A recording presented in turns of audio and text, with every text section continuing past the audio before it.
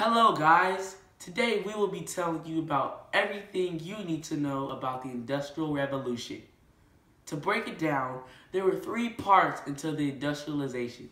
The revolution of the agricultural lifestyle into machinery and factories, the reaction of the farmers and the lower class citizen, and reforms imposed by the people being affected. Some things you should know before are urbanization, city building, and the movement of people to cities.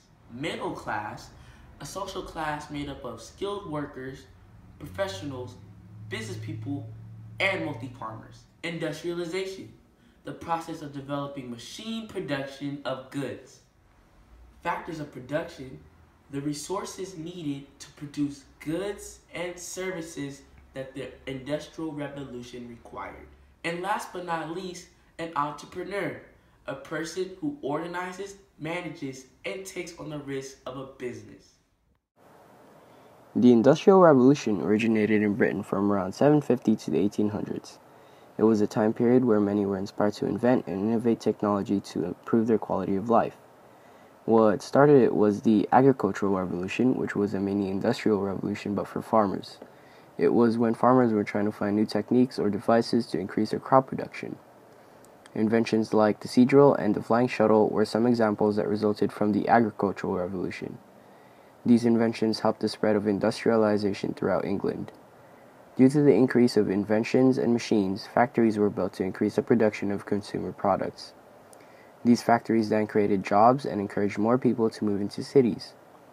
Later on, industrialization inspired new ways of transportation like Watt's steam engine, man-made waterways, improved roads, and railroads. Cheap transportation, the increase of industries, and new jobs further helped industrialize the world. Due to the rapid change, harsh working and living conditions, there were many negative reactions that caused various acts to be published. For example, the Factory Act of 1847 and the Employment of Children in Factories Act. These acts were most likely produced because they began to notice that children were working in a very unsafe environment and they needed education before they began to work. However, even though the acts were produced, this didn't abolish all child labor because the children still worked to provide for their families and they still worked for their parents during the summer when they didn't have school. Also, even though the factories were built to have a very positive effect, they indeed had a very negative effect on the environment. Often, people set out on strikes to have their voices heard. Reforms, especially in the Industrial Revolution, were developed due to the rapid change and harsh working and living conditions of people at the time.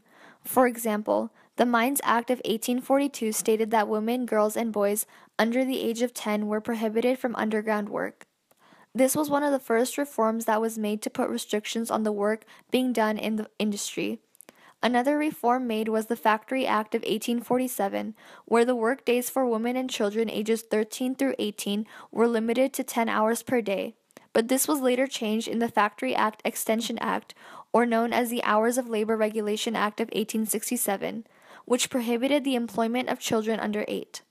Another significant addition to this act was that children ages 8 through 13 must receive a minimum of at least 10 hours of education a week. The reforms had significant impacts on the society during the 1800s. They went from having endless hours of backbreaking labor to moderate work hours as well as decent pays.